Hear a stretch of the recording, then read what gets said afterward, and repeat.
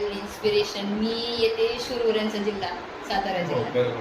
माझं सगळ्यात मोठं इन्स्पिरेशन आहे छत्रपती शिवाजी महाराज. छत्रपती शिवाजी कारण महाराज. आमची म्हणजे शिवाजी महाराजांच्या पावन स्पर्शाने झालेली भूमी आहे आमची सातारा जिल्हा. अजिंक्य तारा वगैरे अजिंक्य केला. तारा, Yes, येस yes. येस. आमच्या घराच्या मागेच आहे अजिंक्य तारा. अच्छा, okay. त्याच्यामुळे सगळ्यात मोठे इन्स्पिरेशन ते आहेत. एवढ्या लहान वयात एवढे मोठे किल्ले काबीज करणं अगदी, अगदी, अगदी. ही सोपी त्याचे गोष्ट सातत्यपूर्ण नाही. त्यांनी- सातत्य, Yes, yes, yes. yes. Okay, okay. म्हणजे ते छत्रपती शिवाजी महाराज करू शकतात तर आपण का नाही आपण करू का शकत? नाही? बरोबर आहे. बरोबर. त्यांनाही 24 तास होते, Yes, आपल्यालाही yes, आहे. हा. बरोबर आहे ना? तर तसं तुमच्या मध्येही ते घडलेलं आहे. हो. सातत्य तुम्ही अभ्यास हेच केलेले इन्स्पिरेशन आहे. आहे. आणि मला असं वाटतं प्रत्येकाने त्यांचं इन्स्पिरेशन घेतलं ठेवावं. पाहिजे. नक्कीच यश मिळणार आहे सगळ्यांना. बरोबर, बरोबर. वेळ लागेल पण मिळेलच. Yes yes yes. म्हणजे वेळ लागतो, कोणत्याही हो, गोष्टीला लागतो. वेळ लागतो. हा, असं बरोबर. काही नाहीये. मला असं म्हणायचं की रिअटेम्प्ट दिलंय म्हणजे फेलियर आहे असं नाही मला वाटत. जास्तीत जास्त अटेम्प्ट द्या, काही हरकत नाही.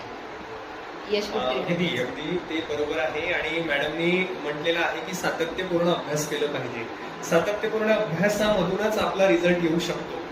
मॅडम, आपल्याला अजून एक प्रश्न आहे की तुमचा ज्या दिवशी रिझल्ट आला तो क्षण कसा होता? मी त्या दिवशी घरीच होते. माझा रिझल्ट आला. आई घरीच होती आणि मला माझ्या फ्रेंडचाच फोन आला की असं रिझल्ट लागलाय. आणि हे सांगते मी ईडब्ल्यूएस म्हणून मी पहिली आहे महाराष्ट्रात. ईडब्ल्यूएस प्रवर्गातून मराठा आरक्षणातून मी पहिली आहे मुलींमध्ये महाराष्ट्रामध्ये.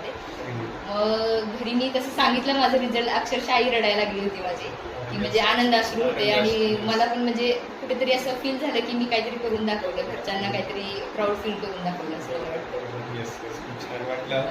म्हणजे आई इन्स्पिरेशन होऊन म्हणजे मॅडमनी अभ्यास केलं आणि त्यानंतर आईंच्या डोळ्यामध्ये आनंदाश्रू आले.